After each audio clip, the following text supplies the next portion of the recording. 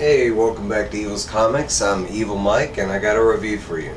From Dark Horse Comics and Comixology, this is We Have Demons, issue number 3.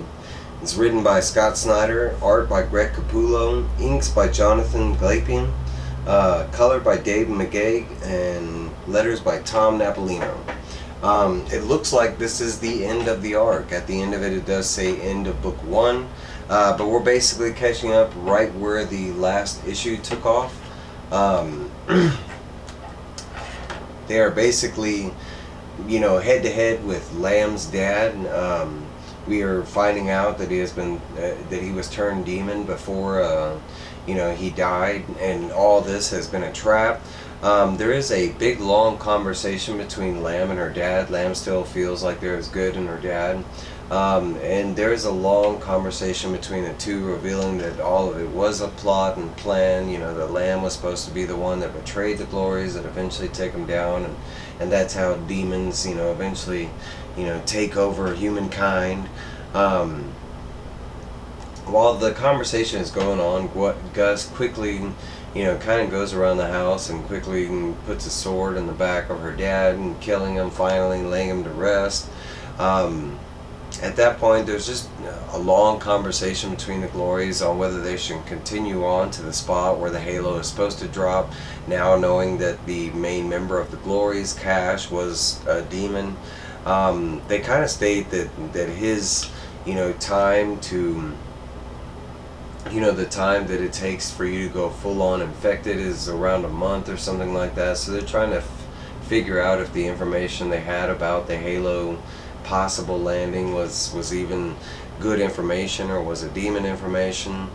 But Lamb convinces the group, stating that she's going to stick on, her dad's plan, that there was maybe some truth in the conversation with him as the demon, more so in like kind of as a bizarro kind of twist, like everything he said was true, but you'd have to reverse it, like stating that that because he was saying stuff like, if you go to the site, it's just a trap, we're just gonna kill you all, that's why we want all y'all there, that's why, blah blah blah. And Lamb kind of took it like, well, maybe they don't want us all there, maybe the halo is gonna land there, and she kind of figures out that the reason that they didn't make it to the other, and that the halo didn't land at the other sites, is because the Glories got there after the halo was supposed to land. So hopefully this time around they're supposed to get there and be there before the halo lands, and maybe that's the reason the other two incidents has failed. Eventually we do get to the spot, which is this stony spot, where the halo is supposed to land, and they quickly find out that it is an ambush. The demons are there, like hiding within the rocks. Eventually, the Glories do activate their plan, which is to unharness, Gus here. They're going to take off his halo and make him go, berserk and try and kill all the demons that he can. All the Glories are kind of like staged around the crew, around the rock setting, and June, their lead, and their kind of like current leader, is supposed to be like their backup or whatever. They do learn that Gus is able to, keep his demon form and stay in contact, and it's all a matter of faith.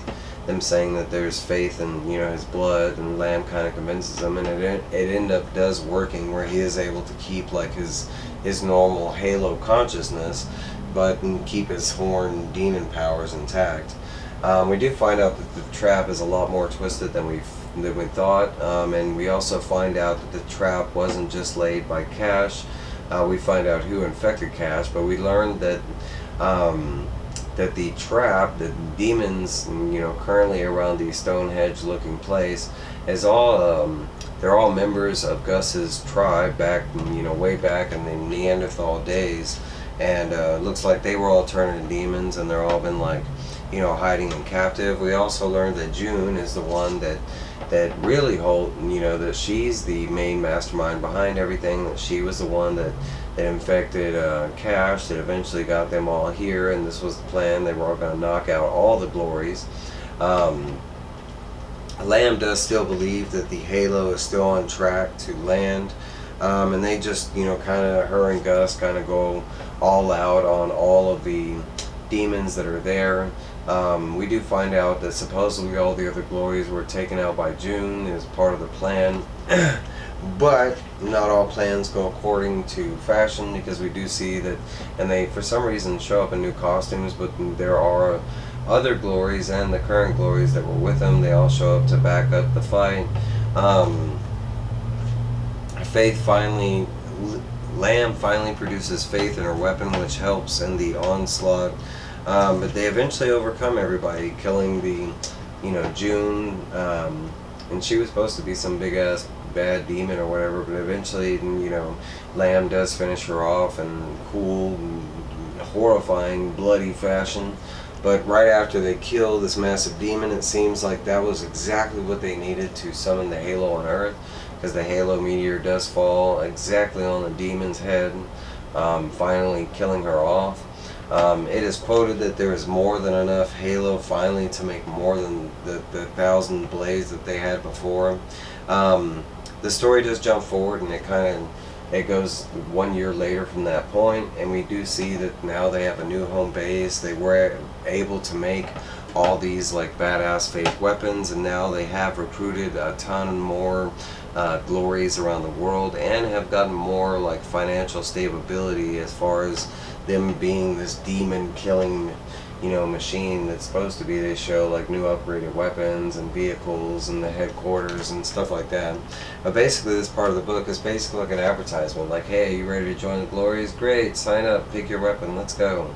And that's it of the it looks like it says the end of book 1. I'm hoping there's a second arc coming soon. I don't know yet. If you know, let me down below. The very end of the book is basically the issue 3 script from Scott Snyder, talking to Greg Capullo and laying down everything that happens in this issue. It's just in script form. It's pretty cool. Different side notes between Capullo and Scott Snyder. That's basically it. That is my review on issue number 3 of We Have Demons. This little arc, I loved it. I loved the whole story that they got going. I hope we get to see a lot more of this book. And both Greg and Scott kind of opened this world up for us, man. I'm totally on board with this. But yeah, that's my review. I hope you all have a great weekend. Let me know what you thought. Please like, comment, subscribe. Please like. But hey, I will see y'all later. Bye!